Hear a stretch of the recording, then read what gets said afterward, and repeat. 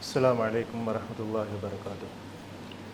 إن الحمد لله نحمده ونستعينه ونستغفره ونعوذ بالله من شرور أنفسنا ومن سيئات أعمالنا من يهده الله فلا مضل له ومن يضلله فلا هادي له وأشهد أن لا إله إلا الله وحده لا شريك له وأشهد أن محمدا عبده ورسوله أما بعد فإن أصدق الحديث كتاب الله وخير الهدي هدي محمد صلى الله عليه وسلم وشر الأمور محدثاتها وكل محدثة بدعة وكل بدعة ضلالة وكل ضلالة في النار. அன்பின் இஸ்லாமிய சகோதரர்களே, இன்றைய ஜுமாவின் தலைப்பாக உன்னுடையது எது என்ற தலைப்பு தேர்ந்தெடுக்கப்பட்டிருக்கிறது. இந்த தலைப்பு தேர்ந்தெடுக்கப்பட்டதற்கான நோக்கம் என்னன்னு சொன்னால், பொதுவாக எல்லா மனிதர்களிடத்திலும் பொருளாதாரம் இருக்கிறது. பொருளாதாரம் இல்லை என்று சொல்லக்கூடிய ஒரு மனிதன் கூட இந்த உலகத்தில் இருக்க மாட்டாங்க. வித்தியாசம் என்னன்னு சொன்னால், அந்த பொருளாதாரத்தில் ஏற்றத்தாழ்வு இருக்குது. எனக்கிட்ட 1 கோடி இருக்கும், இன்னொருத்தட்ட 5 கோடி இருக்கும், இன்னொருத்தட்ட 50 லட்சம் இருக்கும். இந்த மாதிரியான வித்தியாசங்கள் தான், ஏற்றத்தாழ்வுகள் தான் வித்தியாசம் இருக்குதே ஒழிய, என்னிடம் பொருளாதாரமே இல்லை என்று சொல்லக்கூடிய ஒரு மனிதர் கூட இந்த உலகத்தில் கிடையாது. ஆகையினால இந்த இருக்கக்கூடிய பொருளாதாரத்தில் எது என்னுடையது, என் கைவசம் எது இப்போ இருக்குதோ, என் பாக்கெட்டில், என் வீட்டில், என் அக்கௌண்ட்டில் எதையெல்லாம் இருக்குதோ அது என்னுடையதா, அல்லது எதையெல்லாம் நான் அடுத்தவங்களுக்கு கொடுத்துட்டேனோ, எது இப்போ என்கிட்ட இல்லையோ அது என்னுடையதா? முஸ்லிம்கள் தர்மம் கொடுக்க வேண்டும், அது கட்டாயம். உபரியான தர்மங்கள் கொடுத்தா அல்லாஹ்வுடைய அருளை பெற்றுக்கொள்ளலாம், சொர்க்கம் போகலாம். இதெல்லாம் தெரிஞ்சு தான் வச்சிருக்கிறாங்க. ஆனால் கொடுக்கறதுக்கு மனசு வரமாட்டேங்குது. பார்த்தீங்களா என்ன காரணம்?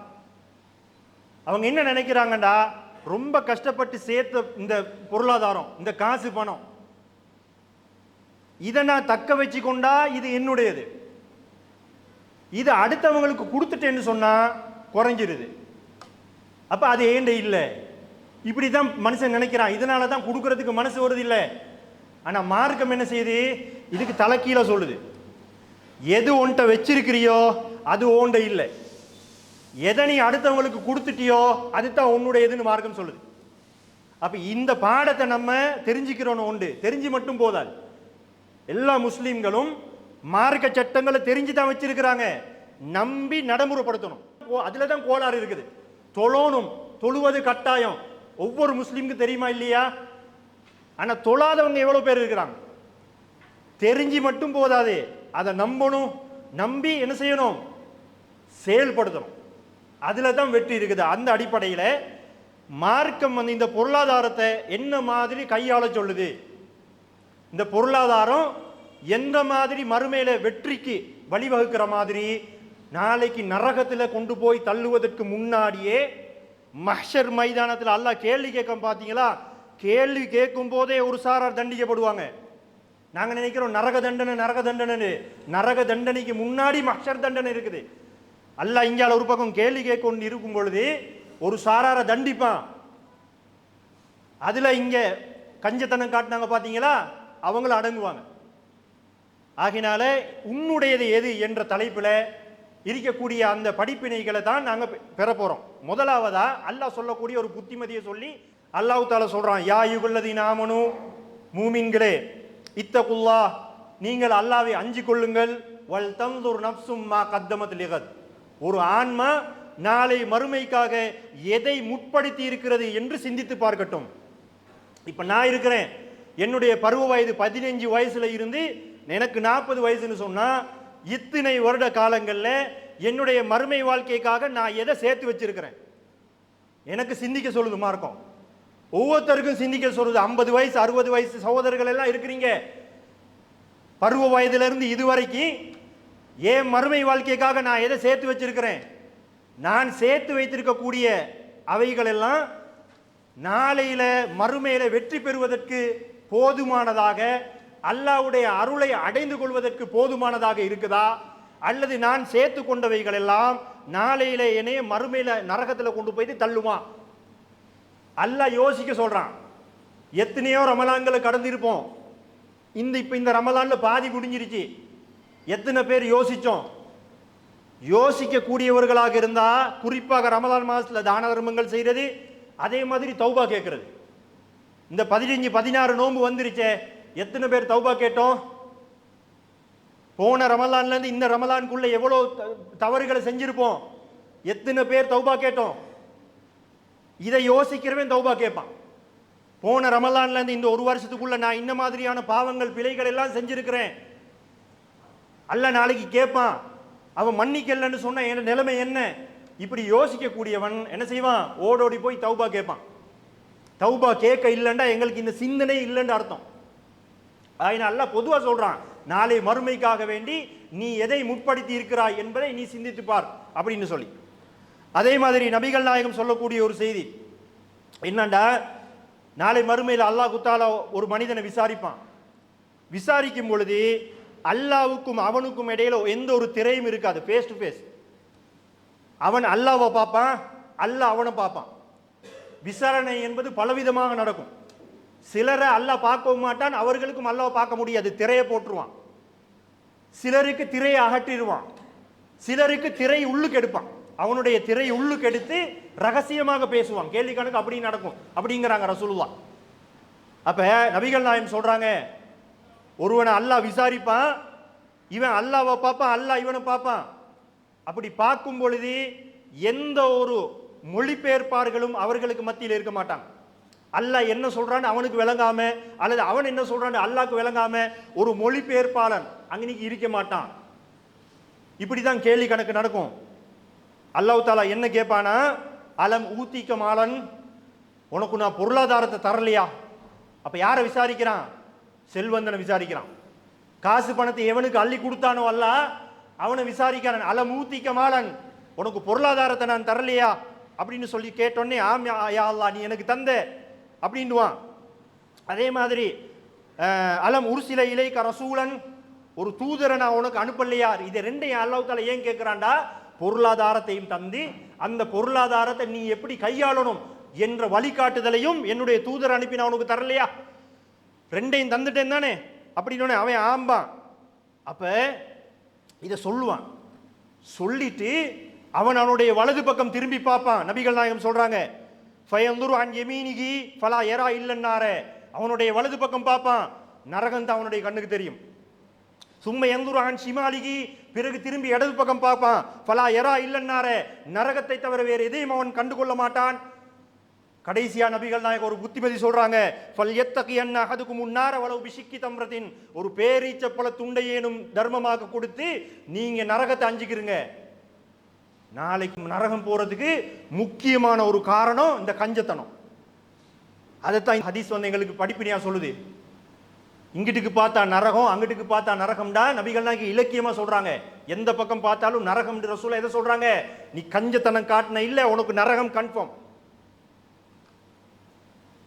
இது சஹீஹுல் புகாரியில 1413வது ஹதீஸாக இடம்பெற்றிருக்கிறது. அப்ப இன்னொன்று விளங்கணும், பேரீச்ச பழ துண்டை ஏனும் குடுங்கன்னு ரசூலுல்லாஹ் சொல்றாங்களே, இது பணக்காரர்களுக்கு சொல்லல.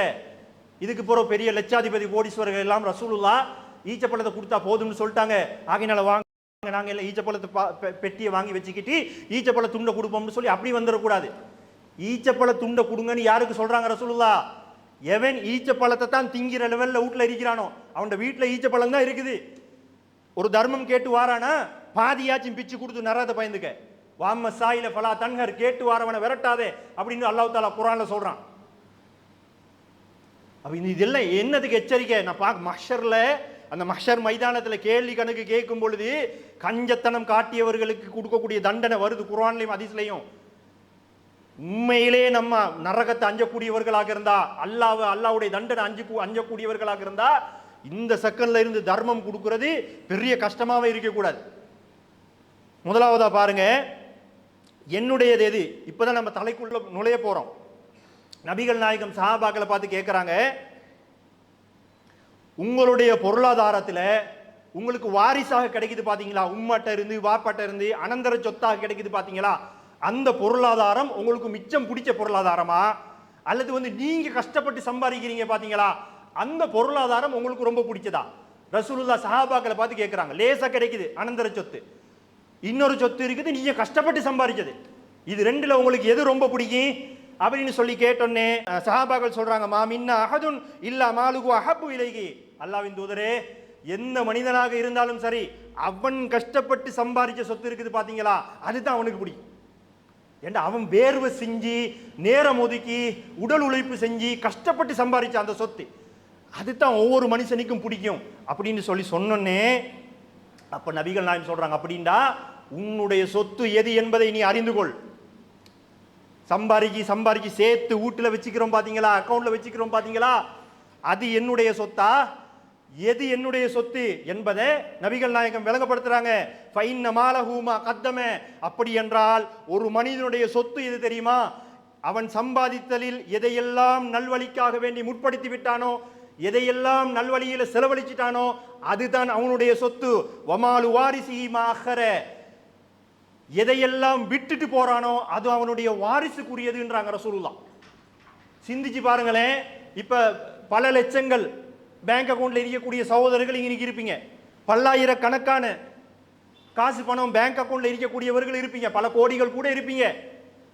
இப்ப என்ன சொல்லுவீங்க, ஏன் பேங்க் அக்கௌண்ட்ல இத்தனை கோடி இருக்குது, இத்தனை லட்சம் இருக்குது, இத்தனை ஆயிரம் இருக்குது, ஏண்ட பணம் நான் கஷ்டப்பட்டு சம்பாதிச்ச பணம் என்று சொல்லி சொல்லேலும் சொல்றதுக்கு அவருக்கு அனுமதி கூட இருக்குது.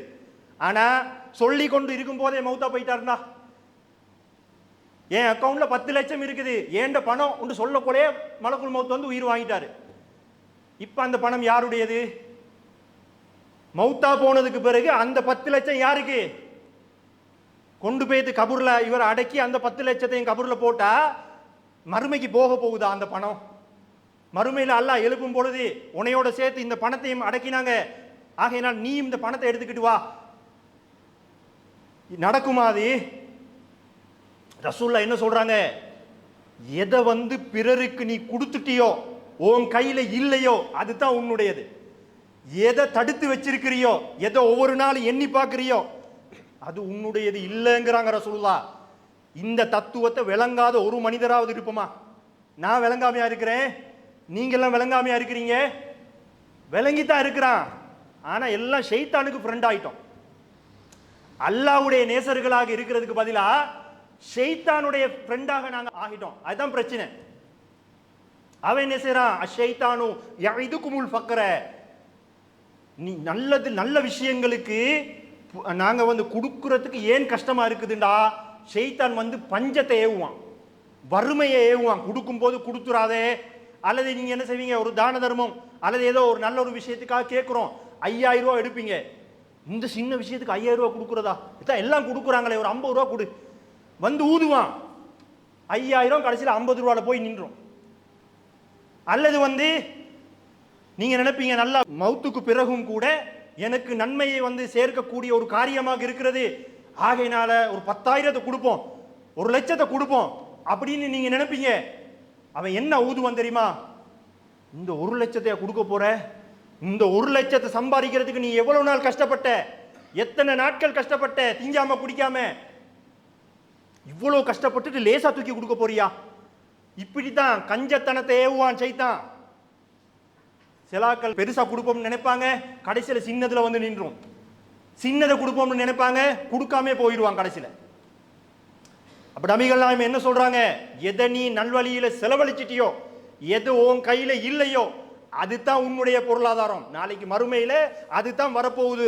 அல்லாஹு தஆலா நம்முடைய பட்டியல்ல அதைத்தான் பதிய போறானே ஒழிய, எதை வந்து நம்ம வச்சுட்டு போறோமோ அது கெட்ட பட்டியலால பதிவான். கெட்ட பட்டியல்ல பதிஞ்சு ஜக்காத்து கொடுத்தியா, நல்வழியில செலவழிச்சியா, தான தர்மங்கள் செஞ்சியா கேட்பான். அப்ப படிப்பினை பெறக்கூடிய மூமின்களாக இருந்தா நம்ம என்ன செய்யணும், இதெல்லாம் நல்ல மண்டைக்கு எடுத்துக்கிறணும். எடுத்துக்கிட்டு நல்வழியில செலவழிக்க கூடாது. கஞ்சத்தனம் காட்டினா நமக்கு தாங்க கஞ்சத்தனம் காட்டிக்கிறோம். ஏன் பேங்க் அக்கௌண்ட்ல கொண்டு போயிட்டு சல்லி டிபாசிட் பண்ண நான் கஞ்சத்தனம் காட்டுவேனா? ஏன் பேங்க் அக்கௌண்ட் அதுக்கு கொண்டு போயிட்டு சல்லி டிபாசிட் பண்றதுக்கு நான் கஞ்சத்தனம் காட்டுவேனா?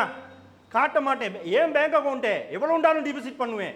இந்த உலகத்து பேங்க் அக்கௌண்ட்ல டிபாசிட் பண்றதுக்கு கஞ்சத்தனம் காட்ட மாட்டேங்கிறோம், அந்த மறுமை பேங்க் அக்கௌண்ட்காக வேண்டி டிபாசிட் பண்றதுக்கு கஞ்சத்தனம் காட்டுறோம். உண்மையா இல்லையா? இது சிந்திச்சு பார்த்துக்கிறங்க. இது சஹீஹ் புகாரியில் 6442வது ஹதீஸாக இடம்பெற்றிருக்கிறது. ஒரு நபித்தோழர் சொல்றார், நான் நபிகளாருடைய சன்னிதானத்துக்கு போனேன். நபிகள் நாயகம் சூரத்து தகாசுரை ஓதி கொண்டிருந்தார்கள். அல்ஹாக்கு முத்தகாசுர் என்ற சூரா, இதை ஓதி கொண்டிருந்தார்கள். அது என்ன அல்லாஹ் சொல்றான்? அல்ஹாக்கு முத்தகாசுர், மேலும் சம்பாதிக்கணும், அதிகம் சம்பாதிக்க வேண்டும், அதிகம் சம்பாதிக்க வேண்டும் என்ற மனிதனுடைய இந்த எண்ணம் அவனை கவனமற்றவனாக ஆக்கிவிட்டது. இந்த ரமலான்ல கூட பொதுவாக ஏனைய மாதங்கள்ல நம்ம இபாதத் செய்வதற்கு முயற்சி செய்வதை விட ரமலான் மாதத்துல அதிக முயற்சி செய்யறோமா இல்லையா? இந்த ரமலான் மாதத்துல கூட என்ன செய்யறான், ரமலான் மாசத்துலயாச்சும் கொஞ்சம் தொழுகைக்காக வேண்டி, குர்ஆன் ஓதுறதுக்கு, திக்ர் செய்வதற்காக வேண்டி நம்ம டைமை கொஞ்சம் ஒதுக்குவோம்ன்றதுக்கு பதிலா பிசினஸ்க்கு பின்னாலேயே ஓடி திரிறான். ஏனைய மாதங்களை விட குறிப்பான சில தொழில் இருக்குது, இந்த புடவை கடை வச்சிருக்கிறது, இந்த மாதிரியான ஆட்களுக்கு ரமலான் மாதத்துல அதிக வருமானம் வரும். அதிகமான தொழில் வாய்ப்பு இருக்கக்கூடிய விஷயம் ரமலான் மாதத்துல என்ன செய்வாங்கடா, எல்லாத்தையும் மறந்துட்டு அந்த காசுக்கு பின்னாடியே ஓடி திரிகிறது. ஏப்பா தொழுகை நோண்டு இருக்குது, மஷர் நோண்டு இருக்குது, கேலி கணக்கு நோண்டு இருக்குது தான். இருந்தாலும் என்ன புள்ள குட்டி இருக்குது, பொண்டாட்டி இருக்குது, அவங்களுக்கு ஏதாச்சும் சேர்த்து வச்சுட்டு போகணுமா இல்லையா? ஏப்பா அவனுக்கு சேர்த்து வைக்கிறதுக்கு ட்ரை பண்ற, ஓம் மறுமைக்காக வேண்டி நீ எதை சேர்த்த? அவங்களுக்காக வேண்டி உழைக்கிற, ஓம் மறுமை, ஓம் பட்டியல் எடுத்தா ஃபுல்லா பிளாங்கா இருக்குமே, நன்மை பட்டியல் ஃபுல்லா காலியா இருக்குமே. எந்த பிள்ளைக்காக வேண்டி சேர்த்தியோ அந்த புள்ள பேசுவானா எழும்பி? அல்லாஹ் யாரெல்லாம் என் பாப்பா தொழல, காரணம் என்னன்னா எனக்காக வேண்டி சம்பாதிக்கிறதுக்கு ஓடினாரு, பாப்பட பாவத்தை ஏன் தலையில அடிச்சு என்னை அனுப்பு நரகத்துக்குன்னு சொல்லுவாரா?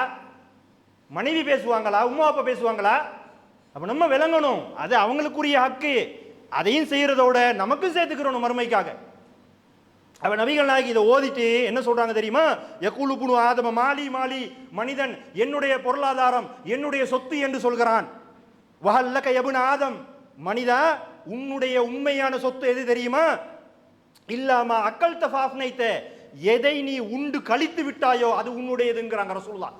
எதை நாங்க திண்டு கழிச்சிட்டோமோ அதுதான் எங்களுடையதுங்கிறாங்க. முதலாவது இப்ப இன்றைக்கு பாருங்க, இஃப்தார் இருக்குது, இஃப்தாருக்காக வேண்டி விதவிதமா சமைக்கிறோம், டேபிள்லையும் வச்சாச்சு, டேபிள்ல உட்கார்ந்து அல்லாஹ் அக்பர்னு பாங்கு சொல்லுது, விதவிதமான உணவு இருக்குது. ஏன் சாப்பாடை நான் சாப்பிட போறேன்னு பேரீச்ச பழத்துல கொண்டு போய் கையை வைக்கிறாரு, மௌத்தா போயிட்டாரு. இப்ப அந்த சாப்பாடு அவருடையதா? மௌத்தா போற முதல்ல ஒரே ஒரு பேரிச்சம்பளம் மட்டும் திண்டாரு, அது மட்டும் உடம்புல போய் சேர்ந்துருச்சு. எது உடம்புல போய் சேர்ந்துருச்சோ அந்த பேரிச்சம்பளம் மட்டும்தான் இவருடையது. எதையெல்லாம் டேபிள்ல வச்சிருக்குதோ, மிஞ்சி இருக்குதோ, எதை சாப்பிடலையோ அது இவருடையது இல்ல, யாரோ திங்க போறான். நபிகள் நாயகம் சொல்றாங்க, இல்லாம அக்கல் தஃபாஃப்னைத, எதை நீ உண்டு கழித்து விட்டாயோ, உடம்புல சேர்ந்துருச்சோ அதுதான் உன்னுடையது. திங்கிறதுக்கு இன்னும் வெயிட் பண்ணிட்டு இருக்கிறியோ அது ஓண்ட இல்லைண்டாங்க ரசூலுல்லாஹ். சிந்திச்சு பாருங்க உண்மையா இல்லையாண்டு. ரெண்டாவது என்ன சொல்றாங்க? அவுலபிஸ்த ஃபாபுலைத, எதை நீ உடுத்து கிழித்து விட்டாயோ அது உன்னுடையது அப்படிங்கிறாங்க. பெருநாள் வருது, இப்பயே ஷாப்பிங் எல்லாம் போய் கபட்ல அடுக்கி வச்சிருப்பாங்க, 2 ஷர்ட் 3 ஷர்ட் பெனியன் எல்லாம் அடுக்கி வச்சாச்சு. ஏன் பெருநாள் உடுப்பு, இந்த பெருநாள் உடுப்பு, இந்த பெருநாளைக்கு நான் இதைத்தான் உடுக்க போறேன், ஏண்ட உடுப்புன்னு சொல்லிட்டு இருப்பான். பெருநாள் அன்றைக்கு பெருநாள், நாளைக்கு பெருநாள்னு சொல்லி புற கண்டு அறிவிச்சாச்சு. அடுத்த நாள் காலையில குளிக்கிறாரு, தும்மலை போடுறாரு, மௌத்தா போயிட்டாரு. இப்ப இந்த உடுப்பு யாருக்கு? பெருநாள் வரைக்கும் ஏண்ட உடுப்பு நான் உடுக்க போறேன்னு சொல்லி கொண்டிருந்தவர் பெருநாள் அன்று காலையிலே மௌத்தா போயிட்டாரு. இவர் கபட்ல வச்ச அந்த உடுப்பு யாருடையது? இவருடையதா? குறைஞ்சது குளிப்பாட்டி கஃனுக்கு பதில் அந்த உடுப்பை உடுப்பாட்டுவோமா நாங்க? நபிகள் நாயகம் என்ன சொல்றாங்க? ஓண்ட உடுப்புன்னு நீ எதை சொல்லணும் தெரியுமா?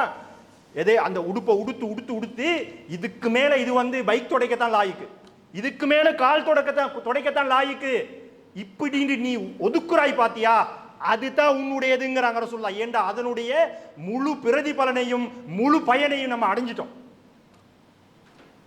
அதே மாதிரி உடுத்த ஷர்ட்டை வச்சுக்கிறீங்களேன், நாங்க 4-5 தடவை உடுத்திருப்போம், அது கூட ஏண்டது இல்லைங்க. இப்ப இந்த ஷர்ட் இருக்குது, ஏண்டதான், டெம்பரரிலி ஏண்டதான். அடுத்த செகண்ட் நான் மௌத்தா போனா என் வீட்டில் யாராச்சும் உடுப்பாங்க, அல்லது யாராவது ஒரு ஏழை வந்தா தூக்கி கொடுத்துருவாங்க. அப்ப இது உடுத்த உடுப்பு கூட ஏண்ட இல்லை. அப்ப நபிகள் என்ன சொல்றாங்க? அவ் லபிஸ்த ஃபாபிலைத்த, எதை நீ உடுத்து கிழித்து விட்டாயோ அதுதான் உன்னுடையது. கடைசியாக சொல்றாங்க அவ் தசத்தக்த ஃபாம்லைத்த, உன்னுடைய பொருளாதாரத்தில் எதையெல்லாம் அடுத்தவர்களுக்கு தான தர்மமாக கொடுத்து மகிழ்ந்து விட்டாயோ அது உன்னுடையது. உன்னுடைய வீட்டில், உன்னுடைய பாக்கெட்ல, உன்னுடைய அக்கவுண்ட்ல எதையெல்லாம் வச்சிருக்கிறியோ அது ஓண்ட இல்லை. தான தர்மமாக நல்வழியில அடுத்தவங்களுக்கு கொடுத்து மகிழ்ந்தியோ அதுதான் உன்னுடையதுங்கிறாங்க ரசூலுல்லாஹ். இதை விளங்கினா கொடுக்கறது கஷ்டமாங்க. எவ்வளவு கேட்கிறோம், எவ்வளவு நல்வழிகளுக்கு பயான் நிகழ்ச்சிகள், இஃப்தார் நிகழ்ச்சிகள், கஞ்சி விநியோகம், இந்த மாதிரி சமுதாயத்துக்கு தேவையான பணிகளுக்காக அள்ளி கொடுங்கன்னு சொன்ன கிள்ளி கூட கொடுக்குறாங்கல்ல இந்த காலத்தில். இப்போ முதல்லாம் கிள்ளியாச்சும் கொடுப்பாங்க, இப்ப கிள்ளி கூட கொடுக்கறது இல்லை. வசூல் என்பது அப்படியே குறைஞ்சி போச்சு. நல்வழியில எனக்கு தாங்க ஏன் வீட்டு செலவுக்கு உண்டா கேட்கிறோம், மார்க்க பணி செய்ய போறோம் கொடுங்கப்பாண்டா, கொடுக்கறதுக்கு மனசு வார மாதிரி. அல்லாஹ் வயலுள்ளில் காசியத்தி குலூபுகும், எவருடைய உள்ளம் இறுகி போச்சோ அவனுக்கு நாசம் தான்ட்டான் அல்லாஹ். கொடுக்கறதுக்கு மனசு வரணுமா இல்லையா? எவனுடைய உள்ளம் இறுகி போச்சோ காய்ச்சி போச்சோ அவனுக்கு கொடுக்கறதுக்கு மனசு வராது. அந்த மாதிரியான உள்ளங்கள் யாருக்கு இருக்குதோ அவனுக்கு நாசம் தான்ட்டான் அல்லாஹ். ஏன்னா கொடுக்கறதுக்கு இங்க தானே தூண்டணும், இது தூண்டணும், இதை தூண்டினா தான் கொடுப்பான். தூண்ட மாட்டேங்குது, ஏன்? காய்ச்சி போச்சு, மரத்து போச்சு. நல்வழியில கேட்கிறாங்க, கொடுப்போம்ப்பா, எனக்கு அந்த நன்மை வரும், நாளைக்கு சொர்க்கம் போறதுக்கு இதெல்லாம் வாய்ப்பாக அமையும், கொடுப்போம்னு சொல்லி இது தூண்டுதில்லையே. அப்ப புரிஞ்சுக்கிறோம். இது சஹீஹ் முஸ்லிம்ல 2958வது ஹதீஸாக இடம்பெற்று. இப்ப பாருங்க, மறுமை தண்டனைக்கு முன்னாடி இந்த உலகத்துல தான தர்மம் செய்ய இல்லைண்டா எங்களுக்கு இருக்கக்கூடிய கேடு அதை மார்க்கம் சொல்லுது. என்னண்டா, நபிகள் அஸ்மா ரலியல்லாஹு அன்ஹா அவங்களுக்கு ஒரு உபதேசம் பண்றாங்க. அஸ்மாவே, லா தூக்கி ஃபயூகா அலைக்கி, தான தர்மங்கள் செய்யாமல் உன்னுடைய பொருளாதாரத்தை முடிந்து வைத்துக் கொள்ளாதே. இப்ப இந்த காலத்துல பர்ஸ் யூஸ் பண்றோம், அந்த காலத்துல எல்லாம் என்ன செய்வாங்க, சாரி இருந்தா சாரியில கட்டிக்கிடுவாங்க, அப்படி முடிச்சு வச்சுக்கிடுவாங்க. அந்த காலத்துல அதுதான் பழக்கம். அதை நபிகள் நாயம் சொல்றாங்க, தான தர்மங்கள் கொடுக்காமல் உன்னுடைய பொருளாதாரத்தை நீ முடித்து வைத்துக் கொள்ளாதே. நீ முடிந்து வைத்துக் கொண்டாய், அல்லாஹ் அவனுடைய பொருளாதாரத்தை உனக்கு தராமல் முடிந்து வைத்து விடுவான். என்ன சொல்றாங்க ரசூலுல்லாஹ்? வெச்சுக்கிட்டு இருந்தா அவன் தரமாட்டான், கொடுத்துக்கிட்டே இரு, எங்க இருந்து வருது எப்படி வருதுன்னு தெரியாது, தந்துக்கிட்டே இருப்பான்றாங்க ரசூலுல்லாஹ். லா தூக்கி ஃபயூகா அலைக்கி, நீ முடிஞ்ச அவன் முடிஞ்சிருவான், கொடுத்துக்கிட்டே இரு. அப்ப விளங்குதா? பொருளாதாரம் எங்களுக்கு அதிகமான பொருளாதாரம் வரணும்டா, அதுல ஒரு பரக்கத்து இருக்கணும்டா, நல்வழியில கொடுத்துட்டே இருக்கணும். கொடுத்தா எங்கட நாலேஜ் படி என்னது, எங்கட அறிவு படி குறைஞ்சிட்டு இருக்கும். எங்கட அறிவு அதுதானே சொல்லும், நாங்க அடுத்தவங்களுக்கு கொடுத்துட்டே இருந்தா பொருளாதாரம் குறைஞ்சிக்கிட்டே இருக்கும், எங்கட நாலேஜ். ஆனா நபிகள் நாயகம் என்ன சொல்றாங்க, அப்படி இல்லை, நீ கொடு, எங்க இருந்து வருது எப்படி வருது தெரியாது, அப்படி அல்லாஹ் தஆலா என்ன செய்வான், கொண்டாந்து கொட்டுவான். சஹாபாக்கள் இந்த மார்க்கத்துக்காக வேண்டி பொருளாதாரத்தை தியாகம் பண்ணாங்களா இல்லையா? திண்ண இல்லை, குடிக்க இல்லை, அவ்வளோ கஷ்டம். ஆனா கடைசி காலங்களில் அல்லாஹ் என்ன செஞ்சான், அதிகமான சஹாபாக்கள் பெரிய செல்வந்தர்களாக ஆனார்கள், அள்ளி கொடுத்தான் அல்லாஹ். அப்ப இதை நபிகள் நாயகம் சொல்றாங்க. இது புகாரில் 1433வது ஹதீஸாக இடம்பெற்றிருக்கிறது. அதே மாதிரி பாருங்க, அல்லாஹ் என்ன செய்யறான், ஒவ்வொரு நாளும் 2 மலக்குமார் அனுப்புறான் இந்த பூமிக்கு. அவன் அனுப்புறான், ஒவ்வொரு நாளும் வாராங்க, அதுக்கேண்டு நியமிக்கப்பட்ட மலக்குமார்கள். 2 மலக்குமாரை அனுப்பி ஒவ்வொருத்தருக்கும் ஒவ்வொரு துவாவை கொடுக்குறான். நீங்க இந்த துவாவை செய்யுங்க, நீங்க இந்த துவாவை செய்யுங்க, அல்லாஹ் தஆலா அனுப்புறான் இந்த பூமிக்கு ஒவ்வொரு நாளுங்க. நல்ல ஞாபகம் வச்சுக்கோங்க, ரசூலா சொல்றாங்க, அப்படி வந்து என்ன கேட்பாங்க, ஒரு மலைக்கு கேட்பாரு, அல்லாஹு மஅதி முன்ஃபிகன் ஹலஃபா, இன்றைய தினம் நல்வழியிலே யாரெல்லாம் செலவழித்தார்களோ அவர்களுக்கான அந்த பிரதிபலனை யா அல்லாஹ் நீ வழங்கிவிடு. தான தர்மம் செய்தவருக்காக ஒரு மலக்கு துவா செய்கிறார். இன்றைக்கு எத்தனை பேர் தான தர்மம் செஞ்சோம்? காலையில இருந்து இந்த டைம் வரைக்கும், இந்த ஜும்மாக்கு வர்ற இந்த இடைப்பட்ட காலத்தில் எத்தனை பேர் தர்மம் செஞ்சோம்? இந்த நாள் இன்னும் முடியல, டைம் இருக்குது. ஆனா எங்களுக்கு மலக்குமார்களுடைய துவா வேணும்டா. ஏண்டா, இது அவங்களாவே வரல, மலக்குமார்கள் தானா வரமாட்டாங்க, அல்லாஹ் தான் அனுப்புறான். நீங்க போய் இந்த துவா கேளுங்க, அல்லாஹ் தான் அனுப்புறான். என்ன கேட்குறாங்க, இன்றைய தினம் நல்வழியிலே யாரு செலவழித்தார்களோ அவர்களுக்கான பிரதிபலனை யா அல்லாஹ் நீ வழங்கிவிடு. அப்படின்னு என்ன அர்த்தம்? அவர்களுடைய பொருளாதாரத்தில் நீ பரக்கத் செய், இன்னும் அதிகம் அதிகம் அவர்களுக்கு பொருளாதாரத்தை கொடு என்று அர்த்தம். அடுத்த மலக்கு என்ன கேட்கிறாரு தெரியுமா? அல்லாஹு மாத்தி மும்சிகன் தலஃபா, யாரெல்லாம் கொடுக்காமல் தடுத்து கொண்டார்களோ அவர்களுடைய பொருளாதாரத்தில் அழிவை ஏற்படுத்து. அடுத்த மலக்கு கேட்கிறார், கொடுக்காம எவன் கஞ்சத்தனம் காட்டிக்கிட்டு இருக்கிறானோ, எவன் பொத்திக்கிட்டு இருக்கிறானோ அழிவை ஏற்படுத்தியா அல்லாஹ். அப்ப யாரு விரும்புவா? எங்கட பொருளாதாரத்தில் அழிவு ஏற்படும் நாங்க விரும்புவோமா? பொருளாதாரம் தான் வளர்ந்துகிட்டே போகணும். ஒரு கடைக்கு 2 கடை ஆகணும், ஒரு வீடுக்கு 2 வீடு ஆகணும், ஒரு வாகனத்துக்கு 2 வாகனம் ஆகணும். இதானே மனுஷனுடைய ஆசை. வளர்ந்துகிட்டே போகணும்ன்றது தானே ஆசை. ஆனா வளரணும்டா மார்க்கம் சொல்லக்கூடிய நிபந்தனை என்ன? கொடுத்துட்டு இருக்கும். கொடுத்தால் வளரும். வச்சிட்டு இருந்த உண்டே அதே அளவுல இருக்கும், அல்லது ஏதாச்சும் ஒரு இயற்கை அனர்த்தத்தை கொடுத்து அப்படியே ஓட்டாண்டி ஆக்கிடுவான்லாம். சுனாமிய மாதிரி ஏதாச்சும் ஒரு இடிபாடுக்குள்ள சிக்க வச்சு கையேந்த கூடிய நிலைமையில கொண்டு வந்து நிப்பாட்டுவான்லாம்.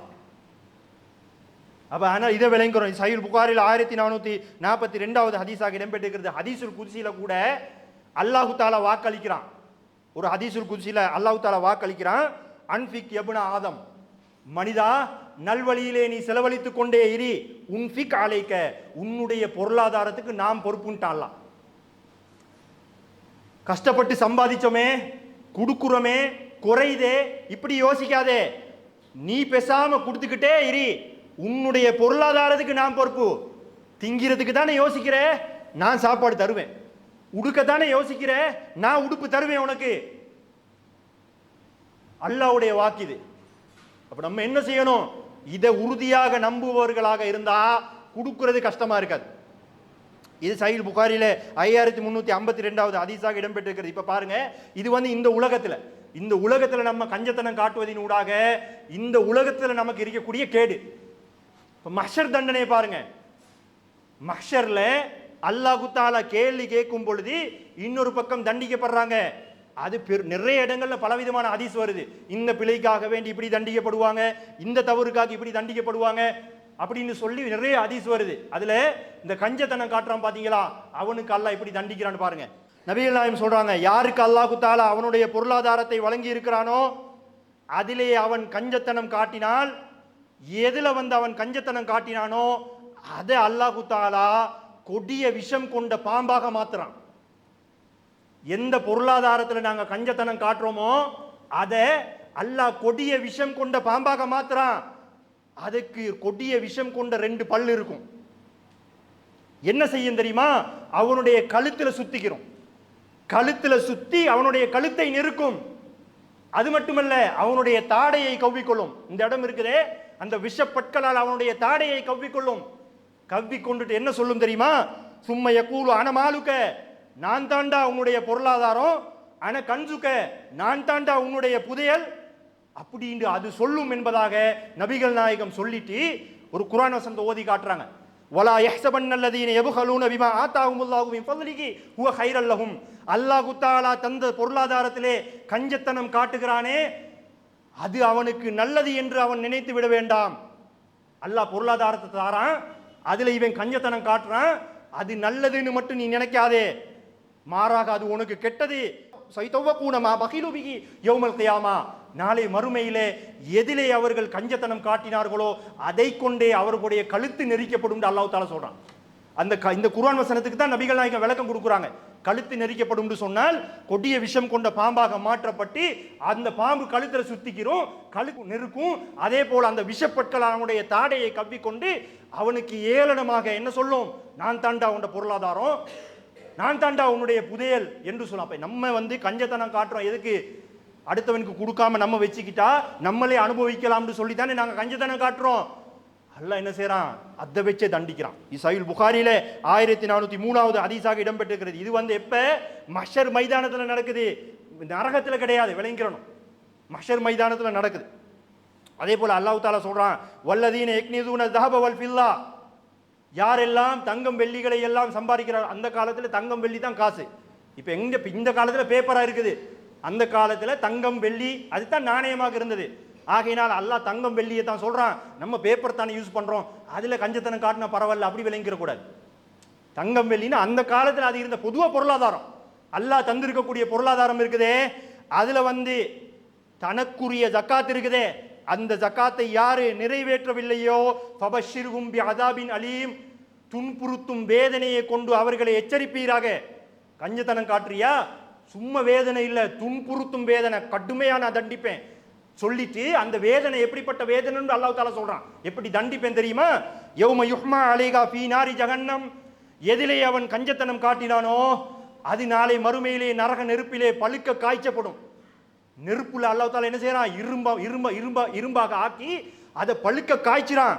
பழுக்க காய்ச்சி அதன் மூலமாக அவர்களுடைய நெத்தியிலும் அவர்களுடைய விழாப்புறத்திலும் அவர்களுடைய பின்புறத்திலும் சூடு போடப்படும். அது மட்டுமல்ல, ஹாதா கனஸ்தும் லிஅன்ஃபுசிகும், இந்த மறுமைக்காக வேண்டி நீ இதைத்தாண்டா சேர்த்து வச்ச, ஃபதூகுமா குந்தும் தக்னிசூன், நீ எதை சேர்த்து வச்சியோ அதை சுவைச்சி பாரு, ருசியா இருக்குதா. கேலி கிண்டல் பண்ணியே என்ன செய்வாங்க? தண்டிப்பாங்க. அப்ப நம்ம கஞ்சத்தனம் காட்டுறது நல்லதா கெட்டதாங்க? எதுல கஞ்சத்தனம் காட்டுறோமோ அதை பழுக்க காய்ச்சி நெத்தியில போடுறான், விழாப்புறத்துல போடுறான், பின்புறத்துல சூடு போடுறான், கேலி கிண்டல் வேற செய்யறாங்க. எப்படி இருக்கும்? இதுக்கு நபிகள் நாயகம் விளக்கம் கொடுக்குறாங்க. எப்படி விளக்கம் கொடுக்குறாங்க தெரியுமா? அந்த சூடு போடப்பட்ட அந்த இது இருக்குதானே, கொஞ்ச நேரத்தில் சூடு குறைஞ்சிரும். சூடு குறையும் போதெல்லாம் தானாகவே ஹீட் ஆகிரும். எப்படி சொல்றாங்க? குல்லமா பரதத் உழைதத் லஹு, சூடு குறையும் போதெல்லாம் அதனுடைய வெப்பம் திருப்பி எப்படி முதல்ல இருந்துச்சோ அதே மாதிரி தானாக சூடாகி வரும். ஃபீ யௌமின், இப்படி ஒரு நாள் தண்டிக்கப்படுவான் அப்படிங்கிறாங்க ரசூலுல்லாஹ். இதே போல ஒரு நாள் அவன் தண்டிக்கப்படுவான். கியாம நாள், மஹ்ஷர் நாள்டா ஒரு நாள் தானே, மஹ்ஷர் என்பது ஒரு நாள் தான். ஆனா அந்த ஒரு நாள் எங்களுடைய கணக்குப்படி எத்தனை நாட்கள் தெரியுமா? நபிகள் நாயகம் சொல்றாங்க, கான மிக்தாரு 50 அல்ஃப சனதன், 50,000 ஆண்டுகளுக்கு நிகரான ஒரு நாள், 50,000 வருடங்களுக்கு நிகரான ஒரு நாளில் இவன் தண்டிக்கப்படுவான். ஹத்தா யுகுலா பைனல் இபாத், அல்லாஹ் தஆலா அடியார்களுக்கு மத்தியிலே கேள்வி கேட்க முடியும் வரைக்கும் இங்கு இவன் தண்டிக்கப்பட்டு கொண்டே இருப்பான். ஒரு செகண்ட் தாங்க இயலுமாங்க? பாம்பு களத்தை நெரிக்குது, விஷத்தை கக்குது, தாங்க முடியுமா? நெத்தியில முதுகுல எல்லாம் சூடு போடுறாங்க, ஒரு செகண்ட் தாங்க முடியுமா? 50,000 வருடங்கள். அதுக்கு பிறகு ஒரு வாசகம் சொல்றாங்க நபிகள் நாயகம், அதான் ரொம்ப முக்கியம். ஃபயரா சபீலகு இம்மா இலல் ஜன்னதி வ இம்மா இலன்னார். அதுக்கு பிறகு தான் இவன்ட்ட அல்லாஹ் கேள்வி கணக்கு கேட்கிறான். மற்ற எல்லாட்டையும் கேள்வி கணக்கு கேட்டு முடியும் வரைக்கும் தண்டிக்கப்படுறான். எல்லாத்துக்கும் முடிஞ்சதுக்கு பிறகு தான் இவன்ட்ட கேள்வி கணக்கு கேட்கிறான். கேள்வி கணக்கு கேட்டு ஒன்றோ அவன் சொர்க்கவாதியாக ஆகுவான் அல்லது நரகவாதியாக ஆகுவான்றாங்க ரசூலுல்லாஹ். அப்ப என்ன அர்த்தம்? சொர்க்கவாதியா நரகவாதியான்னு தீர்ப்பளிச்சதுக்கு பிறகு தண்டனை கொடுக்கறதுக்கு முதல்ல கஞ்சத்தனம் காட்டினாங்க. பார்த்து அல்லாஹ்க்கு அப்படி கோபம் வருதுங்க. அல்லாஹ்க்கு அவ்வளவு கோபம் வருது. அதனால என்ன செய்யறான்? கேள்வி கணக்கு கேட்க முதல்ல கஞ்சத்தனம் காட்டினாய் தானே, அதுக்கான தண்டனை தான். தண்டிச்சுட்டு அதுக்கு பிறகு தான் கேள்வி கணக்கு கேட்கிறான். நபிகள் நாயகம் சொல்றாங்க, கேள்வி கணக்கு முடிஞ்சதுக்கு பிறகு ஒன்றை இவன் சொர்க்கவாதியாக ஆகுவான் அல்லது நரகவாதியாக ஆகுவான். சஹீஹ் முஸ்லிம்ல 1803வது ஹதீஸாக இடம்பெற்றிருக்கிறது. அப்ப யோசிச்சு பாருங்க, பொருளாதாரத்தை அள்ளி தரக்கூடிய சகோதரர்கள் நீங்கள் இருப்பீங்க, லைவாகவும் கேட்டு இருப்பாங்க. நம்ம என்ன செய்யணும்? கஞ்சத்தனம் காட்டினா நல்லதா கெட்டதா என்பதை இந்த குர்ஆன் ஹதீஸ்களை எங்களுக்கு உணர்த்துது. அதனால நம்ம என்ன செய்யணும்? இதுக்கு முதல்ல எதெல்லாம் கஞ்சத்தனம் காட்டணுமோ யா அல்லாஹ் மன்னிச்சிரு, இதுக்கு மேல நான் கஞ்சத்தனம் காட்ட மாட்டேன்னு சொல்லி அல்லாஹ்வோட ஒரு பையத்தை, ஒரு சத்திய பிரமாணத்தை செஞ்சுக்கிட்டு நம்ம என்ன செய்யணும்? இதற்கு பிறகு அள்ளி கொடுக்கக்கூடியவர்களாக இருக்கணும். எவ்வளவுக்கு எவ்வளவு நம்ம கொடுக்குறோமோ அதை நம்ம தான் அனுபவிக்க போறோம், வேற யாரும் அனுபவிக்க போறது இல்லை. எவ்வளவுக்கு எவ்வளவு கஞ்சத்தனம் காட்டுறோமோ அதையும் நம்ம தான் அனுபவிக்க போறோம். ஆகையினால முடியுமான வழிக்கும் நல்வழியிலே செலவழிக்கக்கூடியவர்களாக அல்லாஹ் தஆலா என்னை உங்களையும் ஆக்கி அருள் புரிவானாக. உங்களுக்கு இருக்கக்கூடிய சில சகோதரர்களுக்கு தெரிஞ்சிருக்கலாம் அல்லது சிலருக்கு தெரியாமல் இருக்கலாம். இப்போ இந்த பில்டிங் இருக்கு. இந்த பில்டிங்கில் கீழ்த்தட்டில் நம்ம என்ன செய்கிறோம்? இந்த தாவாவுக்காக வேண்டி பள்ளியாக தாவாவுக்காக நம்ம பயன்படுத்துகிறோம். ஆனால் அந்த போம்பிளாசிங் நடந்துச்சு தானே. போம்பிளாசிங்க்கு முதல்ல அதிகமான வசூல்கள், நிறைய பேர் பள்ளி இதே மாதிரி இடமே இல்லாமல் போச்சு. அதே மாதிரி நிறைய வசூல்களும் வந்தது. அந்த போம் பிளாஸ்டிங்க்கு பிறகு மக்களும் குறைஞ்சிட்டாங்க, வசூலும் ஒழுங்காக வாரதில்லை. ஏன்னா அல்லாஹ்வுடைய மார்க்கத்தில் மார்க்க பணியெல்லாம் மனிதர்களிடம் வசூலித்து தான் நபிகள் நாயகம் செஞ்சாங்க. யுத்தமாக இருந்தாலும் எத்தனை யுத்தத்தில் அவங்களுக்கு ஆயுதம் இருக்கல, வாகன வசதி இல்லை. அல்லாஹ் தஆலா மூசா அலைஹிஸ்ஸலாமுடைய காலத்தில் மண்ணு வசல்வாண்டு சாப்பாடு இறக்கினான் தானே. அதே மாதிரி ஆயுதம் இல்லையா, இந்தாங்க ஆயுதம் அல்லாஹ் தஆலா மேலேருந்து இறக்கல. வாகனம் இல்லையா, அந்தாங்க சாப்பாடு இல்லையா, மேல இருந்து இறங்கல. ஒவ்வொரு முறையும் யுத்தம் வரும் பொழுது சஹாபாக்கள்கிட்ட தான் ரசூலா கேட்டாங்க, யுத்தம் ஒன்று வந்திருக்குது ஒத்துழைப்பு செய்யுங்கன்னு. சஹாபாக்கள் தான் என்ன செஞ்சாங்க, காசை கொண்டாந்து குவிச்சாங்க. அல்லாஹ் என்ன செய்யறான், பொருளாதாரத்தை எங்களுக்கு தாரான், மார்க்கத்தில் ஏதாச்சும் ஒரு தேவையை ஏற்படுத்துறான், ஏற்படுத்திட்டு குடுக்குறானா இல்லையான்னு சோதிக்கிறான். அவனுடைய மார்க்கத்தில் ஒரு தேவையை ஏற்படுத்திட்டு குடுக்குறியா இல்லையான்னு சோதிக்கிறான் அல்லாஹ். நம்ம என்ன செய்யறோம், இந்த மாதிரி பில்டிங்காக வேண்டி வீடியோ எல்லாம் இது பண்ணி ரெக்கார்ட் பண்ணி போட்டாங்க. கிட்டத்தட்ட ஒரு 7 கோடி தேவைப்பட்டு இருக்கிறது. இதுவரைக்கும் அல்ஹம்துலில்லாஹ் பெரிய ஒரு தொகை சேர்ந்திருக்கு, 20,000 சேர்ந்திருக்கு 7 கோடியில. அப்ப பாருங்க எங்களுடைய மக்களுடைய மனோநிலை எப்படி இருக்குன்னு பாருங்க. இதை வாங்குறதுக்கு ஒத்துழைப்பு பண்ணாங்க. சதக்கா ஜாரியா, ஒரு மனுஷன் இப்ப உசுரோட இருக்கிறான், தொலைலும் மௌத்தா போனா தொலைலுமா, கபூர்ல இருந்துகிட்டு குர்ஆன் ஓதையிலுமா, தான தர்மங்கள் செஞ்சலுமா கபூர்ல இருந்துகிட்டு. ஆனால் கபருக்கு போனதற்கு பிறகும் நன்மைகளை வாரி வழங்கக்கூடிய சில செயல்கள் இருக்குது. அதுல ஒன்று தான் என்னது, நிரந்தர தர்மம், சதக்கா ஜாரியா. இந்த பள்ளியை ஆரம்பிக்க கூட நிறைய சகோதரர்கள் நிறைய உதவிகளை செஞ்சிருப்பாங்க, ஃபேனுக்கு ஏசிக்கு எல்லாம். அந்த சகோதரர்களுக்கு இன்றைக்கு நன்மை போயிட்டே இருக்குது. இந்த மைக்கா இருக்கட்டும், எதா இருக்கட்டும், எதுண்டாலும் சின்னதுன்னு நினைக்க கூடாது. இந்த சின்ன விஷயமா யாராவது பார்த்துக்கிடுவாங்க அப்படி நினைக்க கூடாது. நபிகள் நாயகம் சொல்றாங்க, லா தஹ்கிரன் மினல் மஅரூஃபி ஷையா, நல்ல விஷயத்துல எதுவும் அற்பமானதுன்னு நினைக்காதீங்க. சில நேரம் பெரிய பெரிய விஷயங்கள் எல்லாம் ஃபெயிலியரா இருக்கும். சின்ன ஒரு விஷயத்துக்காக வேண்டி அல்லாஹ் என்ன செய்வான், ரைட் நீ இதை செஞ்சாய் தானே போதும் ஓடுண்டுவான் சொர்க்கத்துக்கு. பனி இஸ்ரவேலர்கள்ல விபச்சார பெண்மணியினுடைய பாவத்தை அல்லாஹ் மன்னிக்கலையா? விபச்சார பெண்மணி, அவருடைய தொழிலே விபச்சாரம் தான். அல்லாஹ் பாவத்தை மன்னிச்சான். எதுக்கு மன்னிச்சான்? தாகத்தோட வந்த ஒரு நாய்க்கு தண்ணி கொடுக்குறான். ஒரு நாய்க்கு தண்ணி கொடுக்குறா, சின்ன ஒரு விஷயம். விபச்சார குற்றத்தை எல்லாம் மன்னிக்கிறான். ஆகினாலே சின்னது பெருசெல்லாம் நாங்கள் பார்க்கக்கூடாது. ஏதாச்சும் கேட்டாங்களா விரைஞ்சி போய் என்ன செய்யணும், நன்மைகளை அடைந்து கொள்வதற்கு நம்ம முயற்சி செய்யணும். ஒரு முதர் என்ற ஒரு கோத்திரத்தார் வராங்க, வந்து பார்த்தா எலும்பும் தோலுமாக இருக்குது. அவருடைய சூரத்தை பார்த்தா எலும்பு தோல் அப்படியே ஒட்டி போய் எல்லாம் வாழை தொங்க வச்சுட்டு வந்திருக்கிறாங்க. உடுப்பை பார்த்தா அங்கங்க ஓட்ட. இதை பார்த்தோன்னு நபிகள் நாயகம் கடுமையான கோபம். தொழுக முடிஞ்சிட்டு பயம் பண்றாங்க. மக்கள் இந்த நிலையில் இருக்கிறாங்க, அதை பார்த்துட்டு நீங்க என்னப்பா செய்றீங்கன்னு சஹாபாக்களை பார்த்து கேட்கிறாங்க. சஹாபாக்கள் யாரு, கோடீஸ்வரர்களா, லட்சாதிபதிகளா சஹாபாக்கள்? அவங்களும் திங்க குடிக்க இல்லாம தான் இருக்கிறாங்க. அவங்களிட மோசம் இந்த முதற் கோத்திரத்தார். நபிகள் நாயகம் கோவப்படுறாங்க, அவங்கள விட நீங்க நல்லா தான் இருக்கிறீங்க, மக்கள் இந்த நிலையில இருக்கும் போது என்னப்பா செய்றீங்க பார்த்துக்கிட்டு. அதுக்கு பிறகு தான தர்மங்களை பத்தி சொல்லும் பொழுது ஒரு அன்சாரி தோழர் என்ன செய்யறாரு, ஓடி ஒருத்தன் ஃபர்ஸ்ட்டுக்கு ஓடுறாரு. வீட்டுக்கு ஓடி போயிட்டு ஒரு பேக் நிறைய ஒரு சாப்பாடு கூட்டி எடுத்துட்டு வர, தூக்க முடியாம எடுத்துட்டு வராரு. அப்படி அவ்வளோ அந்த அளவுக்கு புயல் அளவுக்கு பேக் அளவுக்கு தூக்கிட்டு வராரு, தூக்க முடியல அவளால. ரொம்ப கஷ்டப்பட்டு கொண்டு வரத்தை கண்டோன்னே, இவரை கண்டோன்னே ஏனைய நபித்தோழர்கள்லாம் வீட்டுக்கு ஓடிட்டாங்க. போய் அவங்களுக்கு என்னெல்லாம் இருக்குதோ கொண்டு வர ஆரம்பிச்சுட்டாங்க. இவரை கண்டோனே தான் மற்றவங்க எல்லாம் ஓடினாங்க. இவரே கொண்டு வந்துட்டார், நாங்களும் ஓடுவோம்.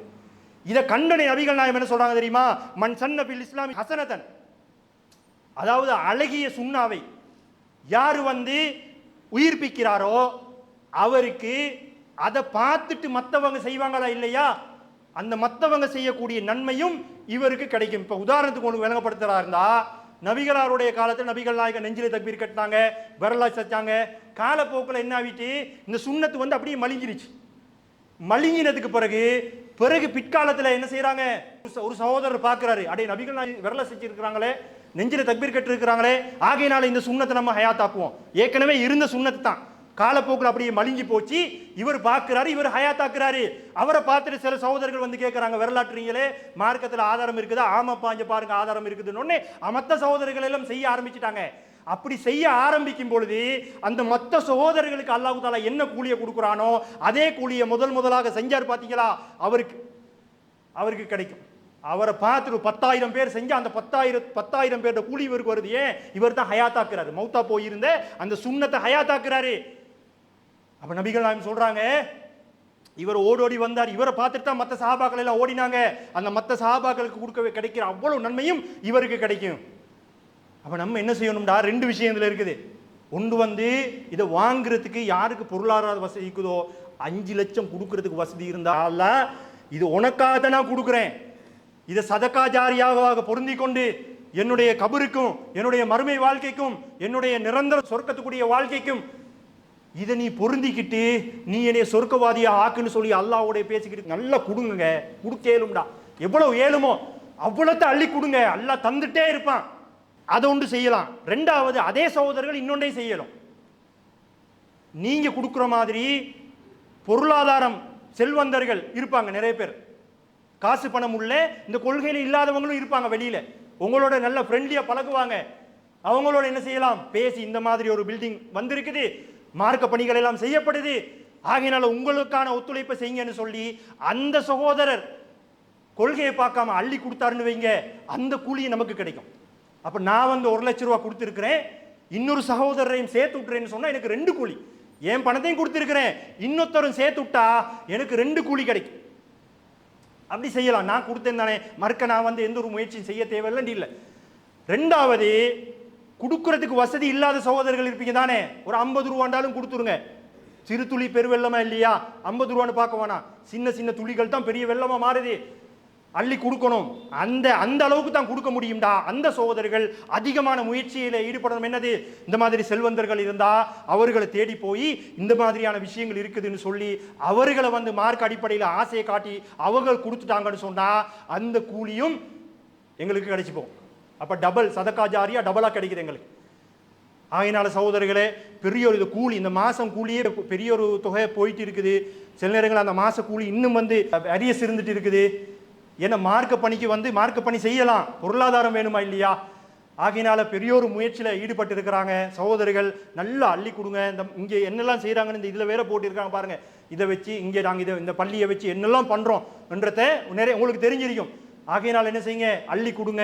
யாரெல்லாம் இருக்கிறார்களோ அந்த சகோதரர்களை சேர்த்து அவர்களின் ஊடாக ஏதாச்சும் வருமானத்தை, பொருளாதாரத்தை இதுக்காக வேண்டி, நன்மையான காரியத்துக்காக வேண்டி சேர்த்து உடையலும்னு சொன்னால் அந்த முயற்சிகளில் ஈடுபடுங்க.